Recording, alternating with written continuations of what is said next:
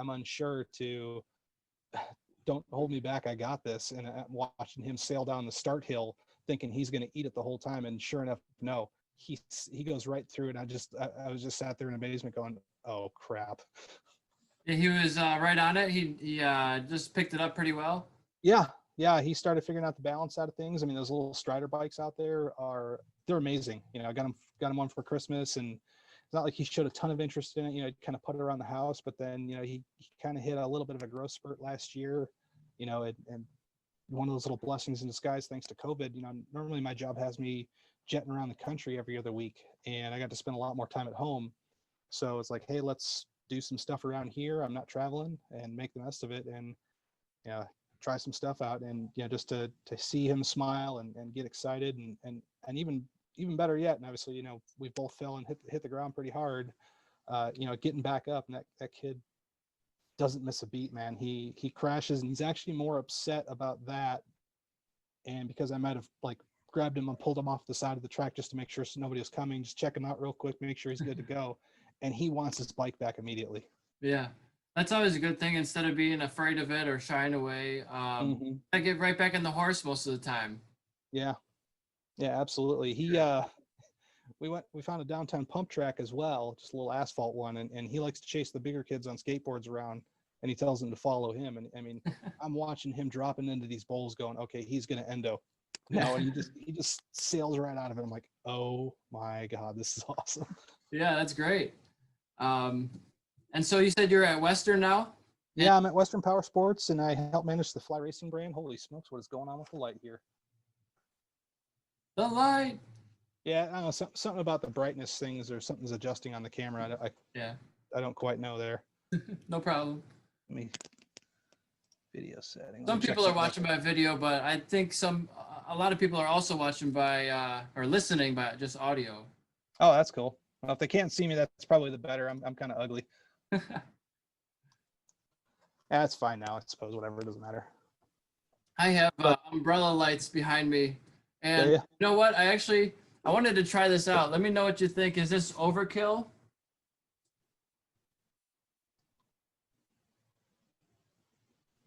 Yeah, it's kind of bright. Yeah, it's a little bright. It's kind of just, it's washing your face out. I don't know, it's just because I'm by a window and it's picking up a little ambient light behind me or not. Yeah. Let's sit back. No, that's kind of too bright. So I got this this light for Christmas. It's one of those sun lights. So okay, it's what the sun feels like. So this thing is super bright. And well, you got to get out of the basement, man. Well, I work in the basement all the time, so it's like I can't go outside when I'm working, unfortunately. Yeah. You know, working in the power sports industry or wherever job you have, you got to pay the bills, and you want to be out there riding or exercising, just being out in nature, doing whatever you want, and you got to go to work, and it's unfortunate sometimes. Yeah. I mean, that's also part and parcel to half of my job normally, which is traveling around the country. It's like you spend a lot of time on airplanes and airports, hotels. You try to do what you can. It's like, you know, I stay somewhat physically active, but even still, it's like you got those days where it's just, man, I got to shut it down. And I'll tell you what, if I could kind of turn my camera around, like I'm actually staring at them right now, is, you know, the beautiful Boise foothills. They flew me out here in July of 2017. This was 2 weeks after my son was born. I found out that my job at Scorpion was evaporating, and I kind of panicked, but they kind of had a plan for me, which was great. I mean, I've landed an amazing company, and I hate to say that they were fishing for me out from the start when they flew me out here, because I stopped in the middle of the conversation interview that we had and looked at the mountains and said, man, how do you accomplish anything with that right here in your backyard? And like I said, I wish you could see it. If you jump on my Facebook, there's definitely some photos out there from things where I've gone around and taken pictures of just the landscape out here. And who would have ever thought, hey, I want to move to Idaho? By the way, you don't want to move to Idaho. Trust me, it's not good out here. Why not? It's full. You're just saying you're just trying to keep people out, right? No. So I live on a major highway 50 feet away from 43 million traffic count annually. What road are you off of now? I'm on Hall Road. Okay. And what? Hall Road and Van Dyke. Okay. So right at that major junction there, and it's I'm familiar with it, and I hated it every single day of my life. yep, it's noisy, but I put on a fan or something, kind of drowns it out, and Hmm. you kind of get used to it. But sometimes when a really big truck goes by, your house shakes. Yeah, my old house in Michigan, it backyard butted up to 94, and in the summertime, if we had a pack of Harleys go by, which 50 Harleys takes about a half an hour to get past you, Yeah. the house was shaking for a while. Although, take the good with the bad again, I was right by Selfridge, and we had great front row seats to every air show. Oh yeah, you were further east. Yeah, it was. Okay, yeah, that's one of the coolest. Selfridge is a Air Force base that's really big in that Parkland Township, Yeah, Chesterfield. Chesterfield. And I've actually seen a free air show there, maybe 2017. They put them on sometimes annually, but maybe a couple of years spaced out. They usually did them every 2 to 3 years, and it was relative to whether or not you got the Blue Angels or the Thunderbirds come out and perform. Which those guys, I mean, my dad took me out to Selfridge as a little kid, and the Blue Angels were, I mean, they were gods to me back then. Now they're still amazing to watch because I look for different things. It's kind of like if you watch MotoGP, you're not necessarily watching the general racing action, but you're kind of watching, that bike in the middle of a turn, and it's doing one of these and sliding, the front end's twitching around, and you're just going, yeah, I've been there. Right? Yeah, that's what you're looking for. Not Sure. not really, but you feel like you've been there. Yeah. And man, watching some of those planes go like straight up in the air, like a mile, Mhm. it's like this defies all physics, it looks like. It's relative. Yeah. Luckily, and that was one of my things when I was younger. I really wanted to be a fighter pilot. I mean, Yeah. I love Top Gun. I was bummed that it got pushed back. The second one got pushed back to 2021, but whatever it is, what it is, I can be patient. But little kid thing, it's like fighter jets and motorcycles were kind of that all-encompassing thing of that movie. And what makes me laugh about that being one of my favorite movies is that the first time I watched it at my Uncle Jim's house in California, he had big screen TV and surround sound and stuff like that. And because it was so loud, and I think I was like maybe 6 or 7 years old, it kind of scared me a little bit. Yeah.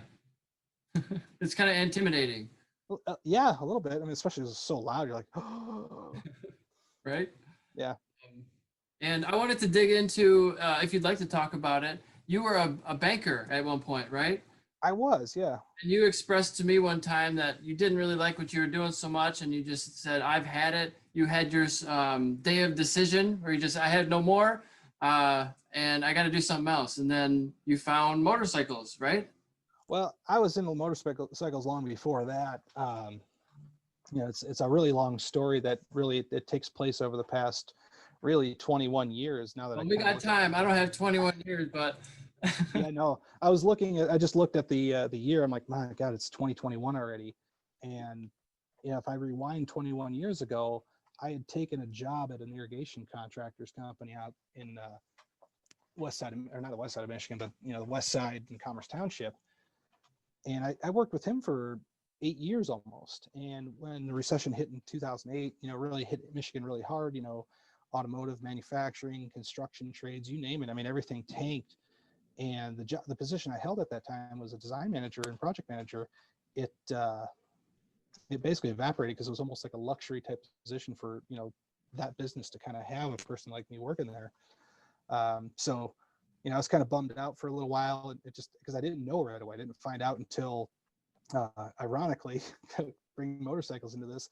I went down to Kentucky to hang out with my cousin. He had just had a shoulder surgery, and all he wanted me to do was like, hey, take my bike out for a quick ride and just make sure it's not stumbling or whatever, just because it was an old carbureted SV 650.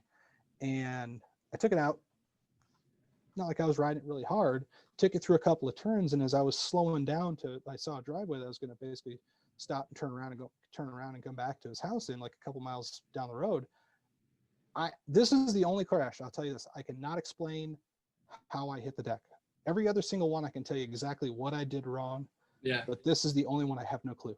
yeah, I crashed. I don't know what end broke free, but I crashed, went down, scraped up my arms, pretty nasty. I was only wearing a long sleeve t-shirt because I was a dummy, yeah, but still had helmet and full gauntlets on, surprisingly, and that was really it. It's not like it was anything dire. I banged up a couple little small things on the bike, but then I rode it back, and we just kind of figured it out. So of course, I get back to Michigan, And, my wife's like, she goes, you can't really move your arms. I'm like, well, aside from this, I'm not in pain. I have some road rash in my forearms and the skin just tightens up. And we've had road rash before. You know how it goes. Actually, well, I mean, I have, but not from motorcycle racing. I've Yeah. had road rash from like roller skating and skateboarding and falling off bicycles, but not from motorcycles. I don't think it's any different, dude. I mean, Yeah. It's maybe. much slower speed. I don't know how fast you were going because normally, like if you crash on a motorcycle and you're going pretty good clip, I always think, man, you're going to need a skin graft or something. Yeah. Well, I was only maybe doing about 25 to 35 miles an hour, somewhere in that range at that Yeah. point in time. You can get lucky. Yeah. Yeah. No, I feel like I definitely got lucky in that one, but all things considered, it just is what it is. So of course she's like, well, let's go to the doctor. And I Yeah. got the medical bill and I was like, whoa, I thought I had insurance. What the hell's going on here? So that's when I found out that I didn't have a job anymore. And I immediately started looking, and I knew a bunch of people.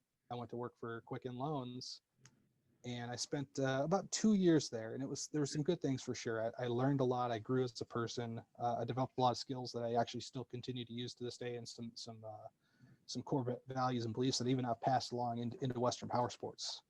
Things that I've said, and they're like, wow, where did you come up with that? And I tell them, they're like, okay, cool, we like that. Let's roll with it. But then, a lot of stuff happened in a short time period there. Personal tragedy, wife's father passed away, and a few other things happened.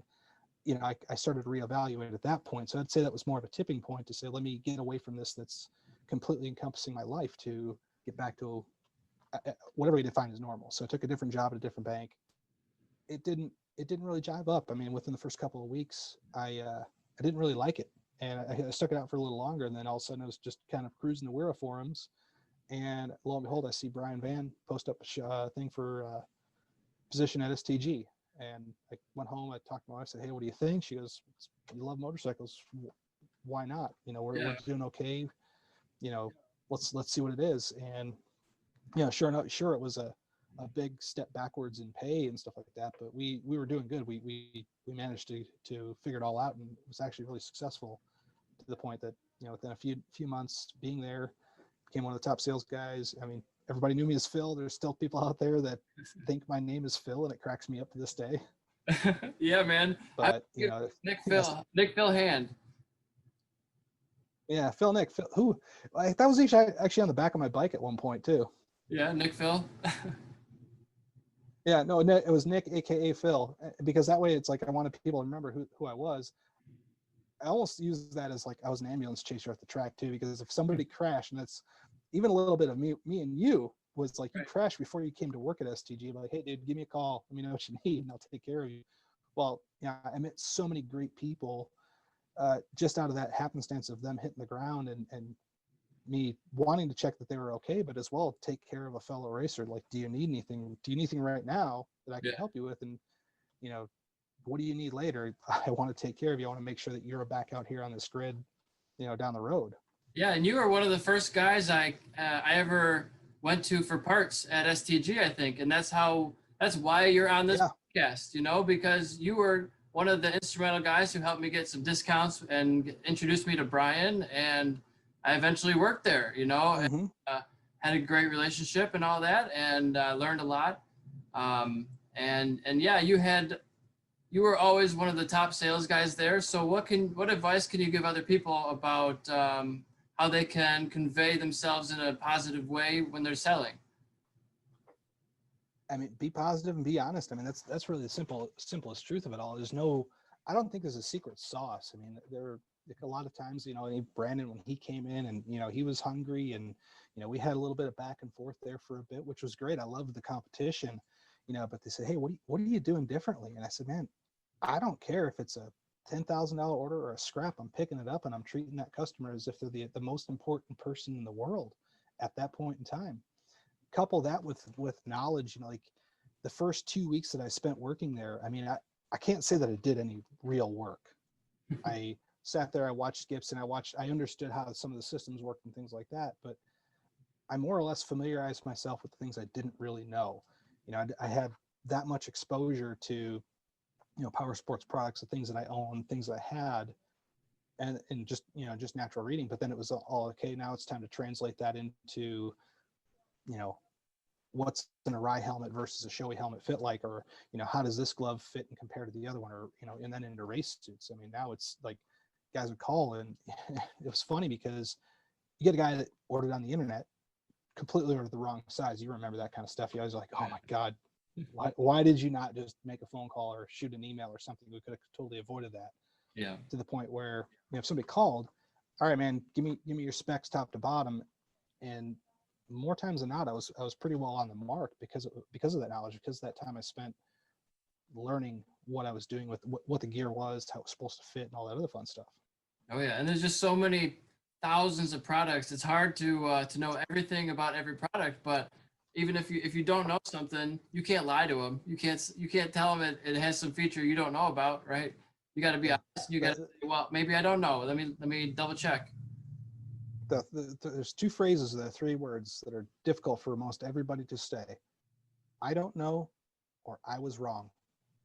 Then there's yes, dear. That's another one for anybody that's married out there. Yes, that's a hard one to say. For sure, yeah. I mean, even when I make mistakes, when anybody makes mistakes, we get defensive. We think it's an attack on our character. Like, oh, you are a bad person. No, you just made a mistake. There's this book by Jocko Willink where he talks about fratricide in his own group, and he's the commander of this platoon. And who's responsible? Well, he didn't pull the trigger, but a guy on his platoon did, and he's responsible for him. So ultimately, the commander is responsible. But in that, you never want that to happen in a war combat situation or any situation. And that's of course not a possible thing. So imagine, taking ownership for something like that versus taking ownership for a small mistake that you'd made at work. Like it's so minor in comparison, but it's always blown out of proportion, it seems like.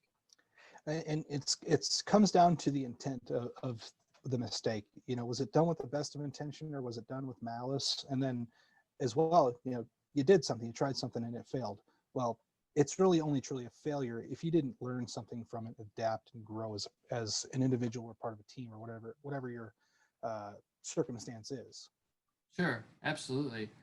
So I'm sorry, I interrupted your story about your working career, but yeah. So obviously going back and working with Brian, and those were some fun years. I mean, I was very fortunate to have gotten in with that company, been able to jump right into the deep end of racing. I was originally intending on just doing like a year of track days to get my feet wet again. Part of me wishes I had, but the other side of me goes, you know what? I'm pretty damn happy that I jumped into the deep end. I got kicked around those first few races. I didn't know what I was doing, but by the end of the season, like you and I were talking about before, it's like, we were battling up at the front and getting at the pointy end of things. And we both carried that. You bumped expert. I stayed a novice because I was, it's like, I felt I still had more to learn. I didn't want to be a hindrance to faster riders out there. Sure. So 2013, again, a lot of stuff that I learned there, learn how to battle, learn how to lead a race, including unfortunately having some mechanical problems at the end of that long Grattan straight. It was my first opportunity to win. It was actually a super stock. I had Al Zahui behind me and a couple other guys. And I found out after the race that I had almost a whole straightaway lead on those guys. But my transmission, when I was getting into turn one, and you got to rely on a lot of engine braking down there. You go from 6th to 2nd gear, and it popped out of gear. And I mean, it screwed up my rhythm for that lap. And the next lap it did it in turn 2. And by that point in time, I'd lost so much momentum on there. Those guys had caught up to me, and you put a 1,000 and a 600 on that straightaway, 1,000's going to walk it. So I went from a nice happy lead to 3rd place in that race. And it's one of those things. Grattan was actually that track that I loved, and I love to hate as well, because there's so many people that only went to that track, and it's a technical track and it's hard to learn. And once you kind of start figuring out and things click, that happened for me in 2014 when I did bump to expert. I had a few, the motor work done and stuff like that. But I went from, and of course I was not the fastest guy there by any stretch of the imagination, but when I saw my lap times come down, and a minute 26 was what I felt was a track day pace, I felt comfortable. I didn't feel like I was pushing or going, oh crap, into a turn and anything like that. and I started following people. I followed Joe Kraft around on that crazy Witchcraft 792 Superbike. I had no idea what was actually in that thing, but when I'm starting to, get up on the inside of Joe into turn 5, that was actually my favorite place to pass, was up the inside of turn 5. You'd come in, if you stayed on the inside and just held off, you'd shoot right past me. I'm sure you did that a bunch of times too. Yeah. Versus the guys they go way out to the left, and there's no need to be out there. They're thinking they have to make this big, broad, sweeping turn. You're like, no, man, shoot it right up the middle. Yeah. And you're good to go. So there's so many strategies and so many. There's really, people think there's one line, but there's like 100 lines that you could take. And one time I was talking to David Gray. I was like, oh, I didn't crash. I went through that corner just fine. He's like, you could go through that corner 100 times and do it wrong and not crash, and it's not right. It's not the ideal line. I didn't think about that before. Yeah. You want to try to find the fastest, smoothest way around there, but at the same point in time, it's, you got to get creative when you're racing, and that's where it's like, I'd get irritated with, I said, I love to hate that track. Really more so it was like picking on the track day guys. Like, that's the only place they went. So they were fast there. Yeah. But it's like, hey, let's go to this track. And it's like, you never saw a turn before type of thing. Right. They turn into Screamer Parkers, right? Yeah, well, I think that's Brian Van's new mantra. He calls it throwing out the boat anchor now. Oh yeah. I don't know if you still follow him. He's definitely entertaining for sure. As far as a lot of stuff that he's putting out there, things like that. Now his boy Max is racing. Moto America. Yeah, Max Van. He's racing Moto America Junior Cup. Mm-hmm. Pretty badass. Yeah, his kid's pretty fast. He's definitely got some talent. He's got a little ways to go for sure. But I think his first race was top 10. That's impressive. So, yeah, again, that's just, and I'll tell you, man, having been around that paddock for a couple of years, seeing some of the kids and how they're coming up and all these other different things. Another name that you'll be familiar with, Nolan Lampkin. Oh yeah. Remember when he was just on a little Milwaukee 250 kicking ass on the 419 guys? He'd be beating up on the SV 650s. Yeah, man. I don't know if you've been following the podcast at all, but I've actually had Al on the podcast and Jeff and Nolan Lampkin. So, I just had Bobby Fong and Jack Roach on yesterday, and Sean Kingsbury and Mark Rhodes, and kind of all over the place. So yeah. Let me know if you want to get it. Talk to Bradley Ward or Dave Anthony. I'll get those guys on the line. I mean, they become all the guys in the Superbike paddock across the board. I mean, they've all kind of become that extension of family, and that was, you remember this too, that the race family. Oh yeah, man. I miss so many people because I'm not at the racetrack right now. Yeah, right. That first season back in 2018 when I went to Road Atlanta for the first race, in more of a professional aspect of, okay, here we are, we're fly racing, we support the Superbike team. And I wanted to do a marketing things like, there's more than just racers that go there. And I still have a lot of convincing within these walls to do that, our market is much deeper than just racers right now. And it pains me to say this, but fly racing for the street side of things, we don't make but one race-worthy product at the moment. I personally crash tested the prototype pair of these gloves. I'll get more into that in a bit, but I wanted to activate and integrate people that were out there. I mean, you get motorcyclists from all walks of life want to come watch a superbike race. They could be riding on a Harley or a touring bike or sport bike, doesn't matter.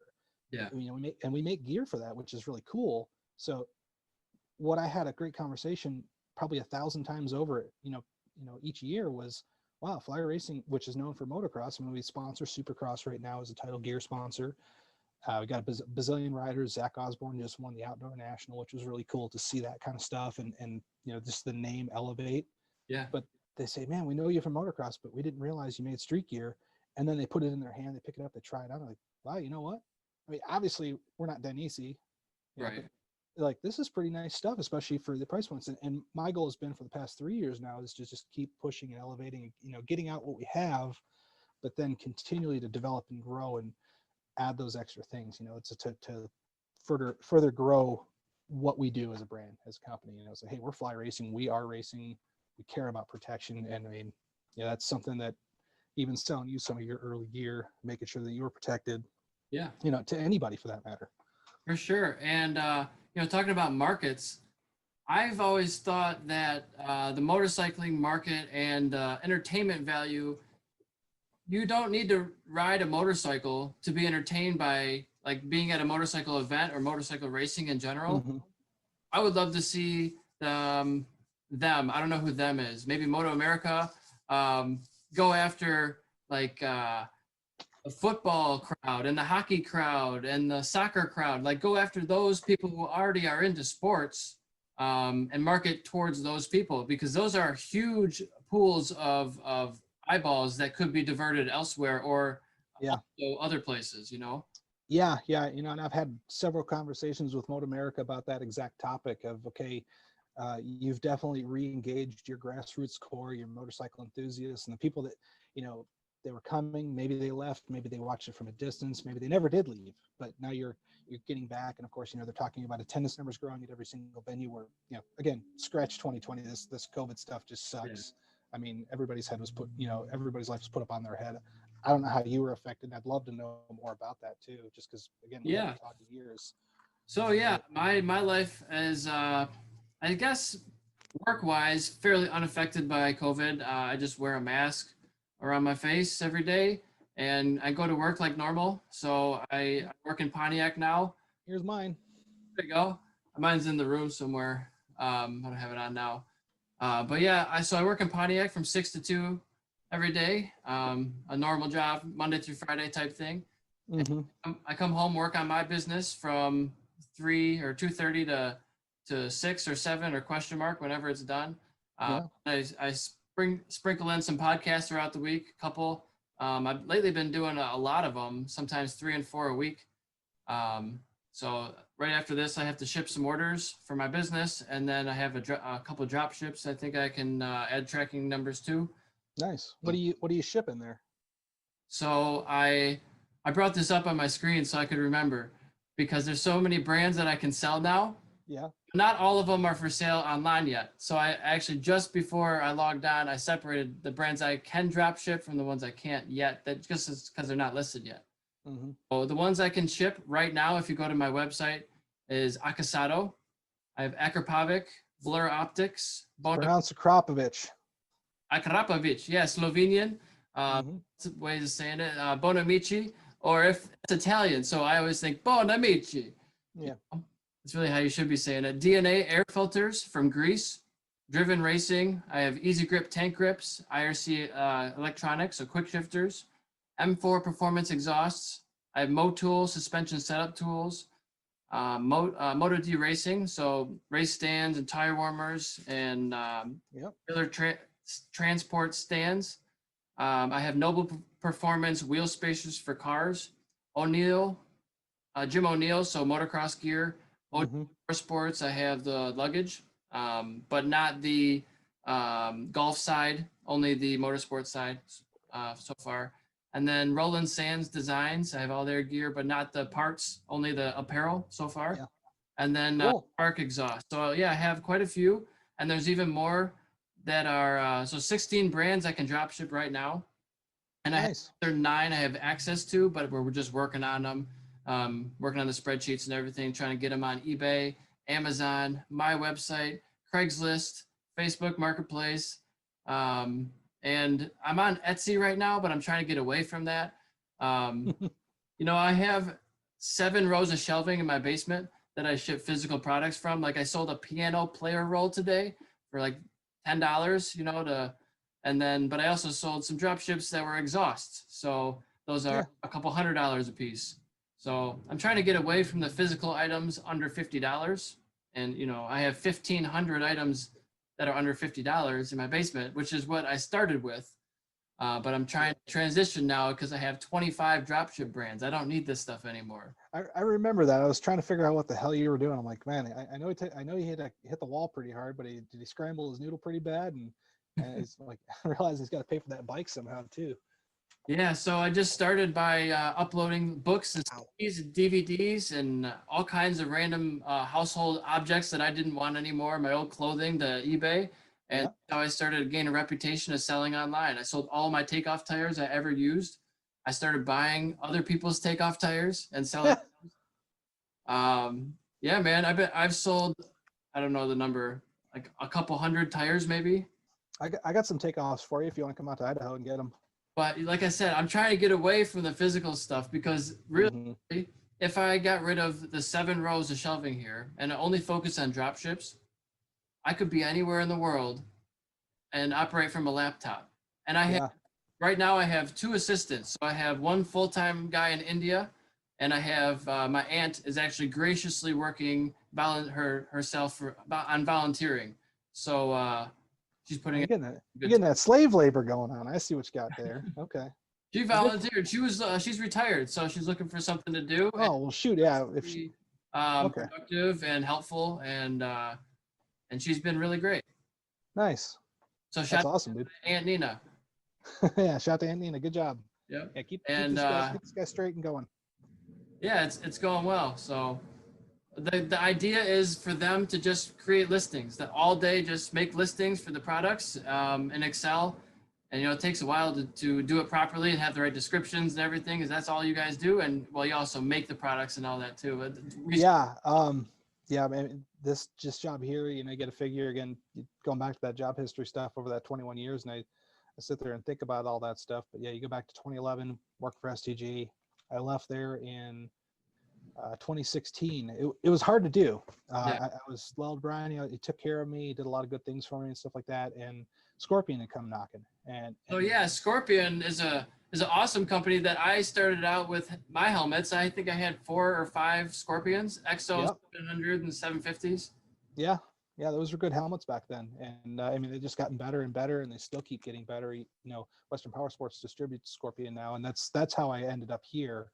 Is that I was an outside sales rep. I covered Michigan, Ohio, Indiana, and Kentucky for my territory, which is a lot of driving. I logged about, I don't know, 45,000 miles a year back then, and it was a lot of ground and pound, get some dealers going. There's some established stuff, to help feed it a little bit, but a lot of that stuff you had to claw for and fight to, basically against everybody. And then, the next thing I know, I'm getting this phone call, with all these great things that are going to happen. That's the way it was told me. I'm like, all right, I'm reading between the lines. Tell me what's really going on.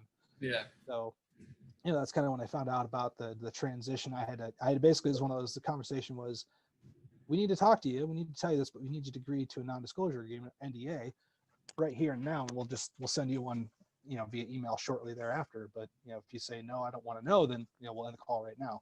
Well, curiosity does more than just kill the cat. It reveals opportunities, and I would have never thought I'd end up at a world-class facility and organization, like Western Power Sports and Fly Racing.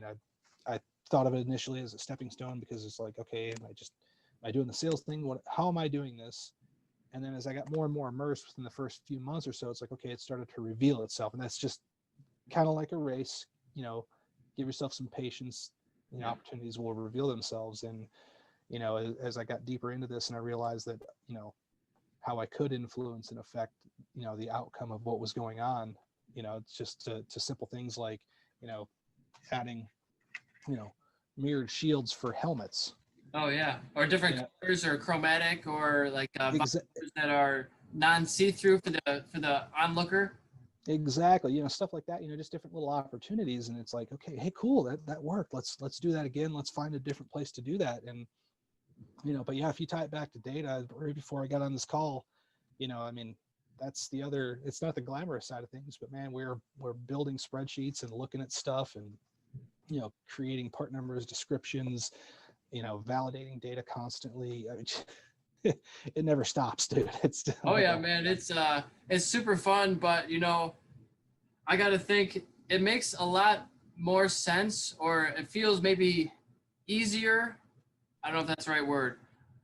If it's in the right industry. Like, I'm not in the right industry anymore.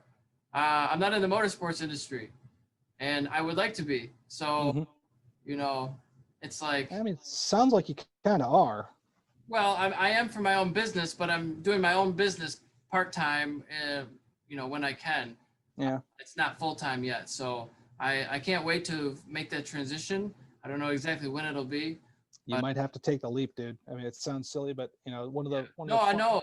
And really, when it's just, I feel like when I hit a certain number per month, I'll do that, make that leap, and then you'll be able to dedicate, another 8 hours, or maybe not another 8 hours, but just a decent amount of time every day. You don't have to work yourself to death anymore. It's, you know, I'm working 12 hours a day right now, working 2 or 3 jobs. It's a lot. Oh yeah, yeah, absolutely, man. I mean, even this job, it's like, yeah, I I work 8 to 5 every day, but I mean, it's not like I ever really quit working. There's always, an email or a text or something happening. Every now and then I was like, a little after hours, or getting back to that travel. I'd be flying out on a Sunday, flying home Friday night, but I kind of counted those weeks out on the road as like I worked a 24-hour day today because Yeah. I didn't physically get to go home. Right. And it's one of those things where it's like you take those it's not really good and bad, but you take those trade-offs and you say, man, I'm doing what I love, I'm not really working. Yeah. That's if you're able to make that leap, and when you are, man, it's going to feel real liberating. You're going to have a huge stress because now you are completely self-reliant. You don't have somebody else sort of you know covering you, so to speak, as far as like a paycheck or things like that. Like, Yeah. you got to make it happen, you got to hustle. Right. And it's people don't realize, I mean, some of these products are fairly expensive, but you're living in the margins. You sell a $300 exhaust, you don't make $300. You're making No. a small percentage of that, and then you got to pay for the lights, and you got to pay for this and that, and then 12 more expenses you didn't expect. So it's like, yeah, I've just hit 5-figure months the last couple months, and that sounds great. And it is great, but it's not. I need like 3 times No. or Yeah, more, yeah, exactly. or maybe more. So yeah, it's first world problems. It's a new problem. It's a great problem to have. They say if you're creating new problems for yourself, that you're making progress, or at least doing stuff. You're making waves. Yeah, absolutely, man. So yeah, just trying to I was just talking to Mark, and he has a successful business. Mark Rhodes, he has a business in the automotive industry, I think, and he has like 50 employees. I'm not exactly sure what it is, but he's fairly successful, and it seems like he can do whatever he wants as far as racing. He's doing dirt track, and he was like one of the most successful amateur racers ever. Won Yeah, I keep getting some races. I keep getting told that I got to sell my race bike and just buy dirt bikes and live with that culture and that world out here. And I can't do it, man. I got Miller Motorsports Park 6 hours from me. That's the closest track, by the way. They run a series called King of the Mountain.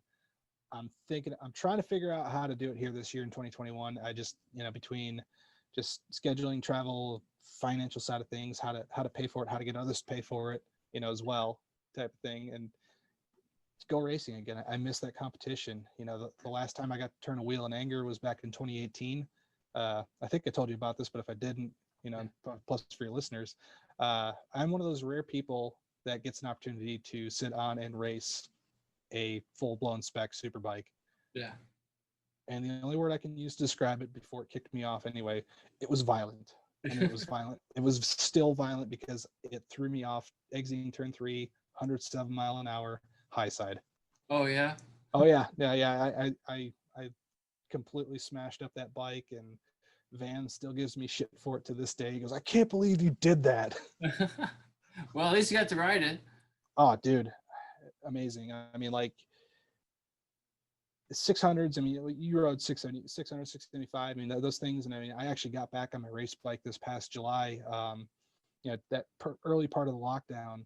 I took the R6 completely apart. I mean, I cleaned all the pivot in the swing arm, you name it. Like I went through it and made sure she was dialed in. And a buddy of mine out here, I give him some support for some helmets and stuff. He drag races, and he's got some 8-second drag bikes. He's trying to do some nitro bikes. His name's Road Barria. Okay. And real cool dude, National Guard guy. And he's like, hey, dude, there's this grudge night. You got to totally bring your bike out. You should race it. I'm like, all right, sounds good, man. So I hit up the Michelin guy in the office. Like, hey, dude, give me some street tires. I said, I've got nothing but old Pirelli race tires left on my bike from 4 or 5 years ago. I'm like, I need something a little bit fresher than that. And I wasn't really thinking about the drag strip so much. So I kept my tall gearing on for Grat. You know how it's like basically, and something that Eddie Kraft always taught me is like, you know what? Set your bike up for what you want it to be, not what it is. And one of the things that came with like gearing was if you started getting faster, you could ride into the gearing versus, and I know you dealt with this too, where you got to a point where you'd over rev in a gear, and you're like, oh shoot, I wish I had that one tooth down in the back or something like that to give that little extra Right. over rev. And you hit the rev limiter or something, like completely screwed up your rhythm.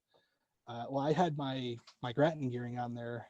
It was 1543 or 42, actually 42. So it's really tall gearing and a long wheelbase, which is good for drag racing. You want a long wheelbase so you don't get the bike to wheelie. But I mean, it was consistent at low 11s. That was the best I could do. Plus, we're also at about 3,000 feet elevation, so I don't have as much horsepower as I would from the original bike build.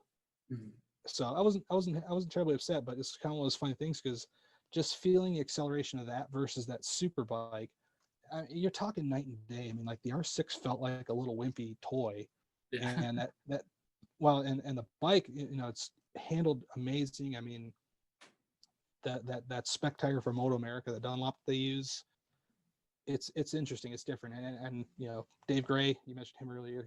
I still talk to Dave all the time because he was crewing for Joe Blasius last year, so I'd be messing with him all the time.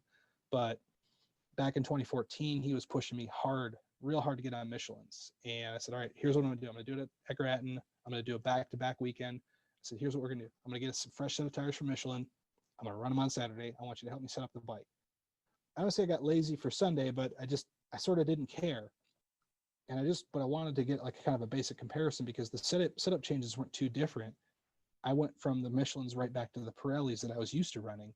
And I'll tell you this, dude, I ran identical lap times on both the tires. I could just tell you that there was just differences in feel in different areas. Like you go into turn one heavy on the brakes, and the Michelin, like straight up and down before you start tipping it in, like it's super firm, super planted. But then as you got to the edge grip, it was like, okay, this is, I can't quite tell. Now, if I flip to the Pirelli, hard on the brakes because it's a softer carcass, it's squirming. You're just like, okay, this thing's wiggling around underneath me. But then you got to the edge grip and you're like, oh, dude, I felt that bump right there. Like, that's cool, Yeah. So, but it was one of those things where you started understanding the difference, or really the lack thereof, in the tires and how close and how good they all are. Yeah. And jumping on those Moto America tires, I mean, it was just a little bit different. Yeah, I've used a couple different brands, but I stuck with Michelin, and they helped me out quite a bit. But Mm-hmm. I just think you got to find a tire that you like, or whatever the spec tire is. You better like that one. Yeah. And Yeah. just learn to like it because it's a level playing field, and everybody has the same machinery, same rubber. Yeah. I mean, it's how can you extract that? I mean, and even in MotoGP this year, they changed the construction, and I was gutted to see how the season played out. I mean, in multiple ways, it was interesting how Marc Marquez getting injured and not racing was such a huge factor. But then when you Oh start yeah, kind of digging into some other things, I mean, I immediately thought, okay, Dobie's been eating his lunch more or less year after year. The only guy that can take it to him, I'm like, this is Dobie's year. Well, then I started reading that Michelin changed the spec of that tire for MotoGP that favored the inline bikes more, which is why you saw something like the Suzuki start popping up to the front of the field and things like that. So it favored that type of power delivery, and the Ducati unfortunately suffered. But man, probably the craziest racing season for MotoGP since 2006. One of my favorites when Nicky Hayden won. It was great to see the homeboy win. I met him a few times, a number of years later and stuff like that. Obviously, past couple of years before Raj stopped racing, I made good friends with Raj. It's funny, I don't have one around here right now, but we've got these water bottles. This is a G-Max one, but we've got Fly Racing water bottles, and I would give them to all the other guys out there. I mean, Ulrich came over and he goes, "Hey man, those water bottles any good?" I'm like, "Dude, they're made by Specialized." He goes, "Dude, can I have a couple?" It's like, "Yeah, sure, dude." yeah. So he did a podcast. The heck was that with now? It was him, Stamboli, Melissa Paris, Josh Hayes was actually kind of in the background on there, and then Chuck Giacchetto showed up afterwards.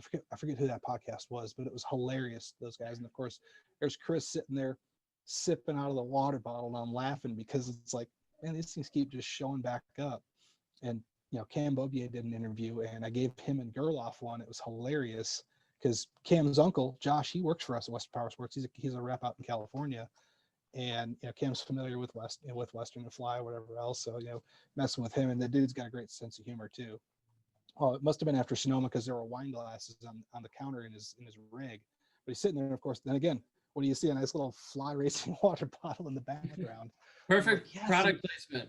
exactly. I'm like, yes, I'm getting the product placement. This is awesome. Yeah. So is this your first podcast? Like this one, yeah, absolutely. Yeah. Yeah, I'm just trying to talk to interesting people in the motorsports community. You know, I want to get all different perspectives. I want to get the pro racer. I want to get the track day guy. I want to get the guy who sells the products, the sponsor, you know, the Yeah, photographer, the video editor, and then the person who knows nothing about it. yeah. I like to hear from those people too, and it's a lot of fun. I thank you for having me on here because it is one of those things where it's like we all have this core. It's two wheels and a motor, man. I mean, Yeah. even I've got a sister brand. It's called Highway 21. So you know when they brought me on here, they said, hey, we're gonna have you basically help us manage our street apparel brands. We've got Fly Racing Street, and then we've got this other brand, Highway 21. Well, at that point in time, that brand was only 2 years old. I mean, we had just a handful of products, you know, leather goods. Think V Twin, think Harley stuff, and it's like we've just grown that. I mean, it's grown fantastic over the past few years. Some of it with my touch, a lot of it without my touch, which is, you know, fine by me too. You know, it's just that to help kind of mold and grow those things is neat. It's outside of my wheelhouse completely because I'm like, man, I don't care much for Harleys. You know, Yeah. I've ridden them a few times and okay, yeah. You know, if I was super rich, I'd have one of every bike or, you know, something like that. I'd have like, I'd have a cruiser. I'd have a sport bike for, you know, even for the street. I'd have a couple. I mean, I don't know if you follow this other company, Iconic Motorbikes. You've seen those guys? Yeah, yeah. I love and hate those guys all in the same breath because I mean I'm 38, I'll be 39 this year, and you know, getting back to the Top Gun thing, like they have all these old classic bikes. They have these spikes from the 90s and 80s and these two strokes and stuff that you just can't find anymore. And of course, it's like it's cool to see them, you know, build this brand and bring this resurgence of classic motorcycles and appreciation for them. But at the same point in time, I'm like, great, you just ruined the market because everything now that should have cost $2,000 is now 20 grand. Thanks a lot, Right. jerks. Yeah. Well, I mean, they discontinued the R6, but the the Kawasaki ZX6R is a $10,000 price point now. Then that's unheard. Mm-hmm. Yeah, the Cowie came out, was that last year at $10,000. They had a couple of different things that put it up over that if you wanted them. But yeah, the R6 gone, man. I got an '09. That thing's a classic. You know, 20 grand. Don't lowball me. I know what I have. 11 years, it'll be vintage. I know. I know. Go back and beat up on John Troutman. Good. The vintage king over there. For sure. So you did Wera for a long time, right? Did you do any other series like Moto Series or CCS or endurance racing or anything like that? I ran a couple of CCS rounds. I ran a Moto Series round, and again, my first year, Eddie Kraft, who he worked at STG for a while as well. You know, then he left and went back. He actually works in the banking industry, but more like the data IT side of things.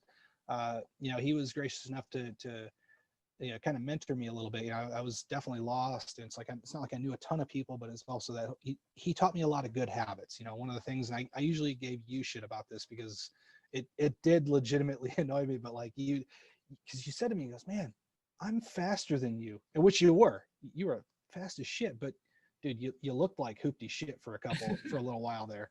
And I remember I spent all my money on track time and schools rather than paint and body work and number plates.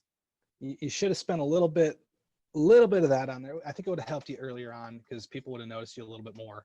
And that's really what it comes down to. And you know, it's not like Eddie taught me that. I just wanted my stuff to look, you know, on point, you know, but you know, it was more about preparation, you know, keep your stuff organized, you know, and then when like you'd show up and like your stuff was everywhere. I'm like, this poor guy, like help him out.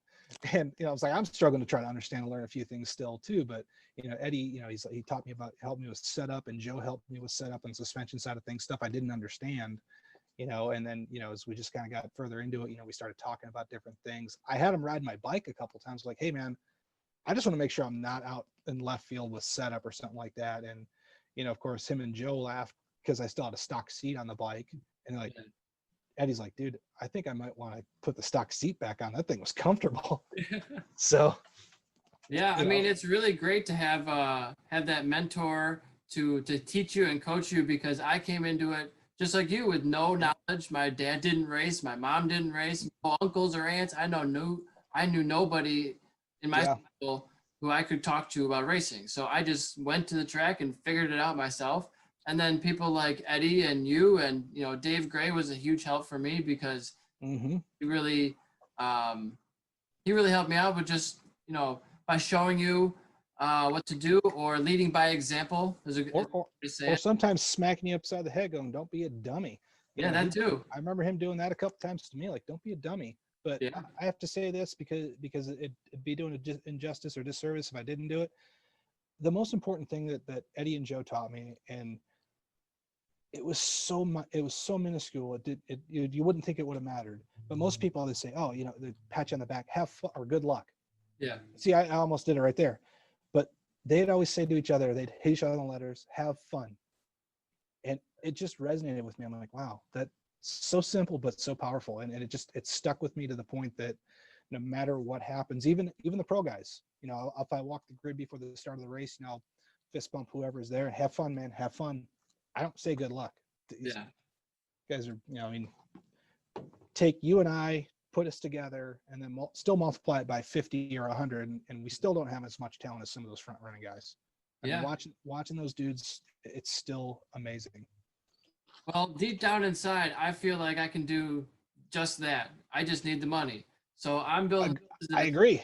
I'm building a business so I can do that again. Yeah. But I completely understand what you're saying. It's a high level, but you definitely got to enjoy it and you got to have fun.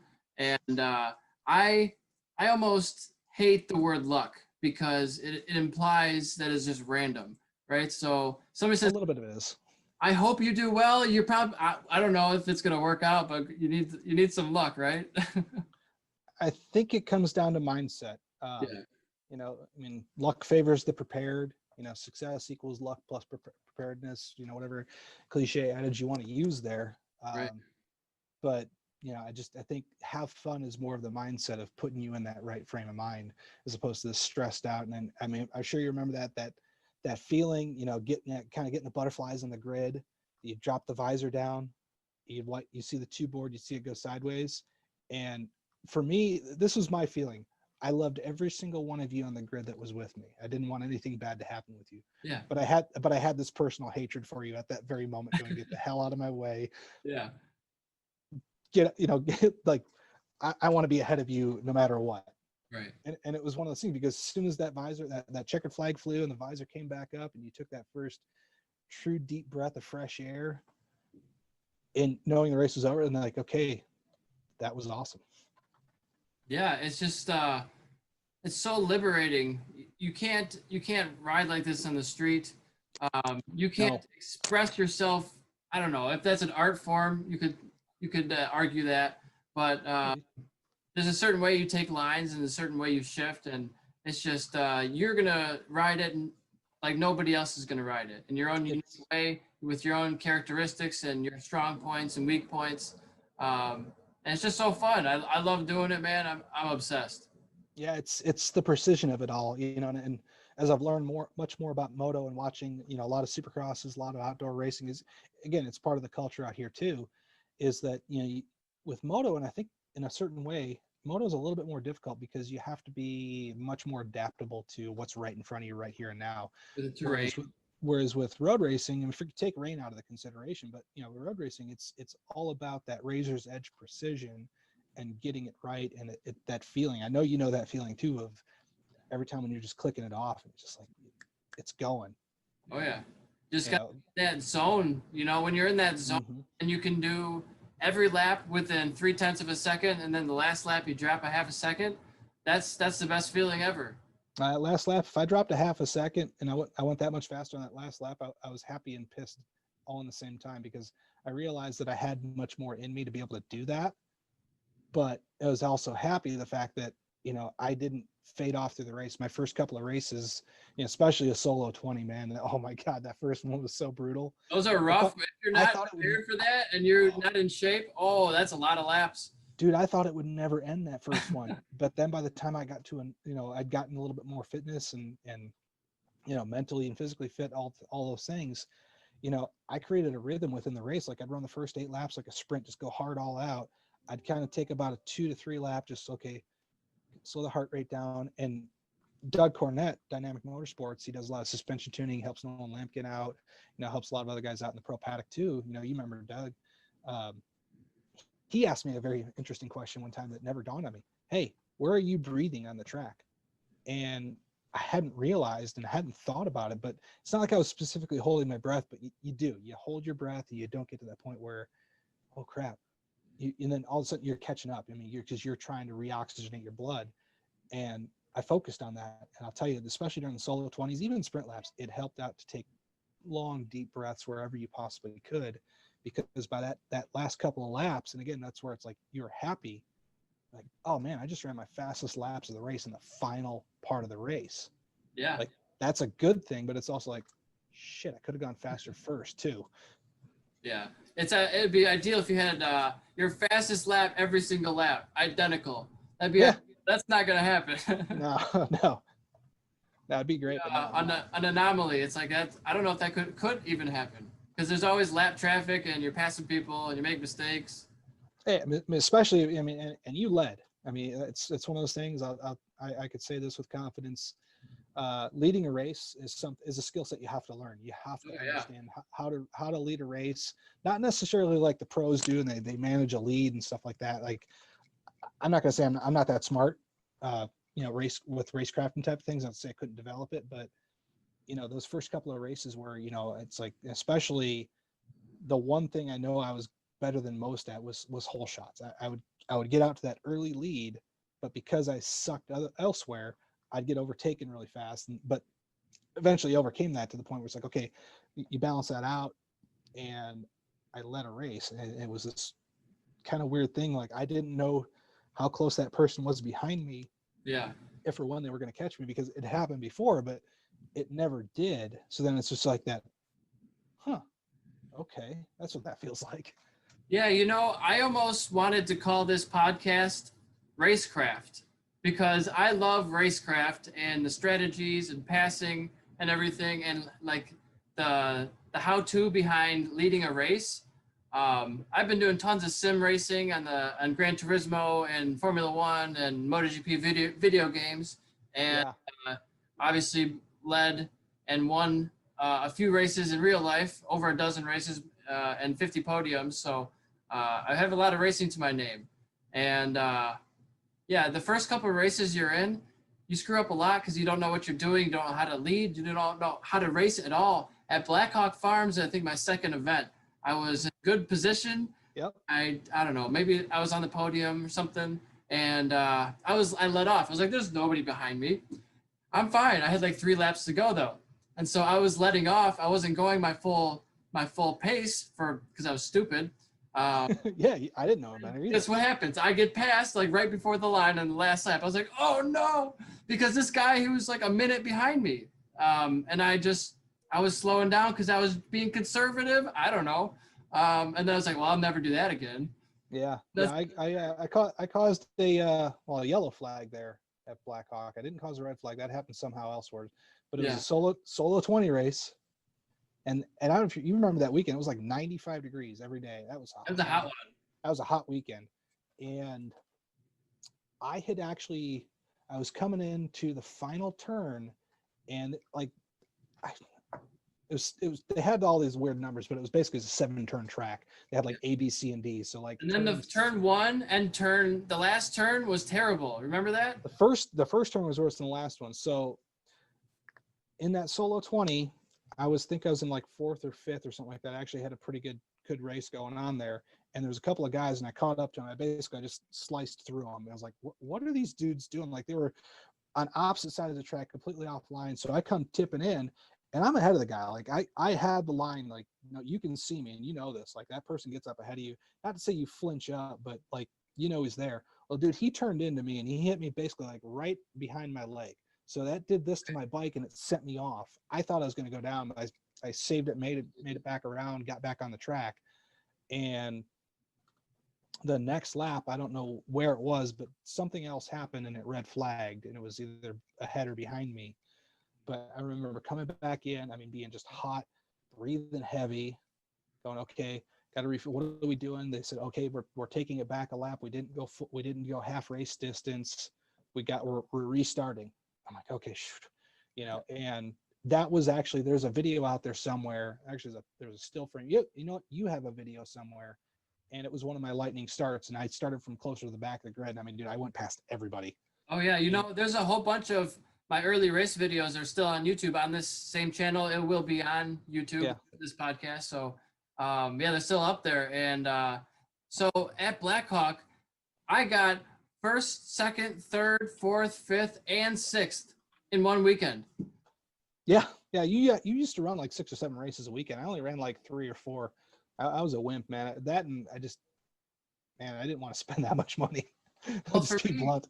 It was like I know where I wanted to be, and I figured, well, Eddie's been racing for what, 15 years at this point. I just started and just did 1 season of track days. I'm like, man, I need a lot of race experience right now, really quick, like yesterday, to compete with them. So I that was my plan, just get as many races under my belt as possible. It doesn't really matter the class. I'll race up. You can't race down, obviously. Of course not. Yeah. It would have been nice to have like a 400, a 600, a 750, a 1000, but I'm racing on a shoestring budget with no paint, so like I can't afford a second bike. Yeah, I mean, if you had the bike for each class, why the hell not? I mean, or awesome. like you do, right? Race up the class. I mean, heck, that's the title I have to my name is a super stock title. Yeah, and with a 600, on, right? On a 600, no less, exactly. Yep, I got one of those right there too. Yeah, mine's in a box here. We still haven't fully unpacked when we moved out here. Is rental type of thing. I haven't bought a house yet, but it's definitely something that's either going up somewhere in the house or in my son's room. So I like this behind me, but I was thinking maybe a better backdrop might be, how in MotoGP they have like in the garages with all the sponsor backdrops that they bring with them, the plastic boards. Mm-hmm. I had like a plastic board with all the logos that I sell, all the brands that I sell. Yeah. Wouldn't that maybe be better than this? I mean, this shows my credentials. A little bit. I mean, I think some people care and some people don't, but I mean, because I know you, it's like, hey, that's cool because it's, it's a little bit of my history behind you too. Yeah. Being in those races with you, losing to you or beating you. Yeah. But like, so yeah, that one at Pittsburgh, when we were in the rain, we were all over the damn map, dude. Yeah, it was tough, man. That was my first time racing in the rain. I mean, mine too. So the first race at Gretton was in the rain, if I remember correctly. But it was like damp and drying. It was that pissy rain. Yeah. And I actually, Eddie actually talked me out of racing that day. Because I had just DOT tires, and he's like, dude, you probably want to go out there on wets. At one point it was definitely go out there on wets. Yeah. But what had happened that actually put me in a really, really sour mood is I was pitted with a couple people from work, and dude, he wanted to like pack up and leave. Like he left, and I mean, like they literally took my pit setup and moved it, and I was kind of like, well, shit. Now what do I do? I needed some help here or there, and again, it was that whole thing. Like I was completely and utterly lost to the people I thought that were like my team, or so to speak. Like they sort of abandoned me, but then that's also that learning thing of like, no, you really, this is all individual type of stuff. You're on your own, man. Pretty much. Yeah. So I was just kind of soured by that. I was really mad, and I just wasn't in the right frame of mind. So Eddie came over and he talked to me. He's like, dude, says if your mind's not in it, just don't race. It's not worth it. Yeah, I was just I think I got lapped maybe twice. I want to say, because it was wet and I was just tiptoeing around, and I think it was combined with experts. I was like, I'm just getting through it. I don't care. I need to get through 2 race weekends before you're out of the provisional novice. So I wanted to get that out of the way as soon as possible. That was my plan. Yeah, that took you like 6 race weekends because you kept crashing. No, I was just the first 2, and then I was good. No, I was. I didn't crash that much. It was a few times. Yeah, you did, dude. You were coming into that shop every other day for parts. Yeah, well. But I mean, look at Marquez. He's crashing like 30 times a season. I think I've crashed 12 times in 5 seasons. Yeah. So it's not that many. It's like one or two a year or so, 2 or 3. Yeah, no, their job is to crash the bike though. Yeah. Ours was not. We had to go to work on Monday. Yep. And You know, sometimes, well, all the time, the ground really hurts. It's hard. no, the ground always wins. The street will always beat you. Yeah. Got to wear the gear. So how are you on the helmet law? You know, I'm very conflicted, and I hate getting political on these things just because I don't want people to like go whatever this and that. I feel it's anybody's and everybody's right to do what they want, but quite frankly, I am sitting here talking to you just as you are sitting here talking to me because of helmets. Helmets unequivocally save lives, but the most important part about that, forget the damn graphic.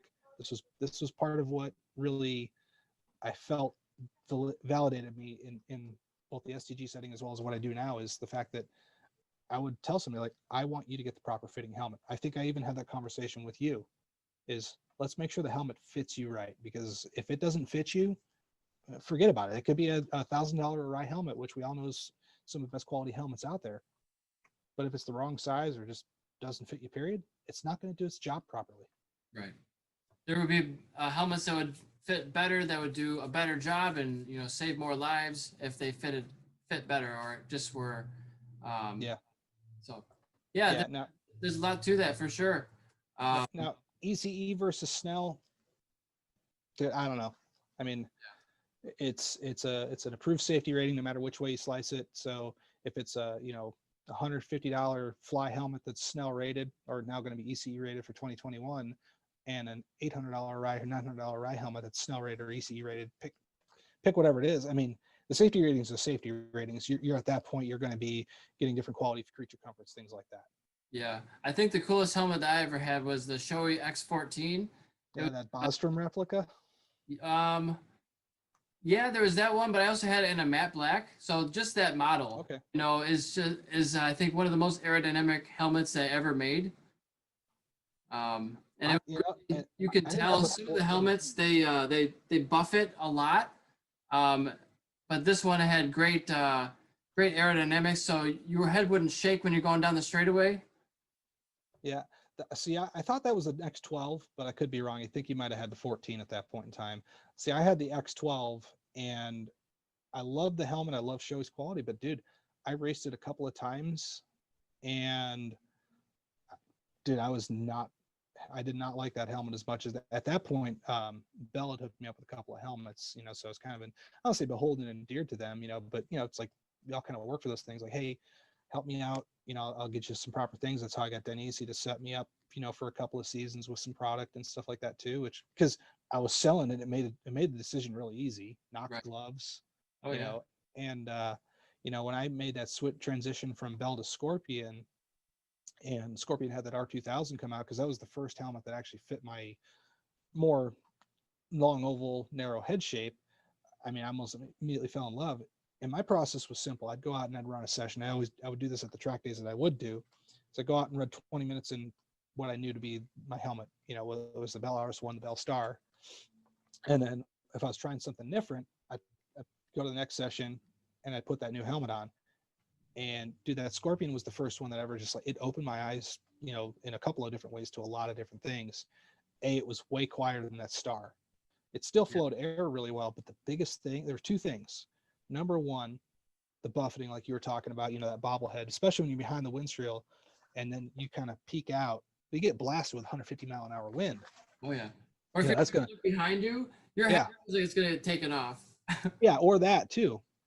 No, the worst one was one of my cheap helmets when I was a street squid. I had this shitty HJC helmet way back when it was like, okay, you either had that or you had Shoei and Orion. That was it. Like there was no Scorpion. There were no these other intermediary brands that were out there.